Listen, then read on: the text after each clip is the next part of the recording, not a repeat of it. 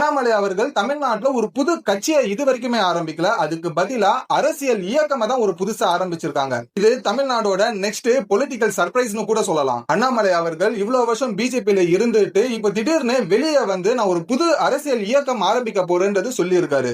இதுக்கு பின்னாடி இருக்கிற காரணத்தை தெரிஞ்சுக்கிறதுக்கு முன்னாடி இதுக்கான ஒரு தெளிவான விஷயத்தை முதல்ல தெரிஞ்சுக்குங்க. அண்ணாமலைக்கு ஒரு அரசியல் முயற்சியா இல்லனா உண்மையிலே ஒரு மிகப்பெரிய ஒரு கட்சியா வருங்காலத்துல தமிழ்நாட்டுல மாறுமா? சரி, இதுல அவரோட நேரடி பேச்சு என்னவா இருக்கு? தமிழகத்துல பாரம்பரிய அரசியலுக்கு மாற்றா ஒரு புதிய அரசியல் தேவை. அதுல டிஎம்கேவும் இல்ல, ஏடிஎம்கேவும் இல்ல. இதனால மக்களோட பிரச்சனைய மையமா வச்சு உருவாக்கப்பட போற ஒரு இயக்கம் தான் இந்த ஒரு இயக்கம் அப்படின்றது சொல்றாரு. ஒரு புதுசா ஒரு கட்சி தொடங்குறது ரொம்ப ஈஸி. அதுவே அந்த ஒரு கட்சியை ஒரு மிகப்பெரிய ஒரு கட்சியா தமிழ்நாட்டுல மாத்துறதுன்றது ரொம்ப பெரிய ஒரு கஷ்டம். ஆனா அண்ணாமலை அவர்களுக்கு வந்துட்டு தமிழ்நாட்டுல யங்ஸ்டர்ஸ் அப்படின்ற ஒரு ஃபாலோவர்ஸ் மிக பெருசா இருக்கு.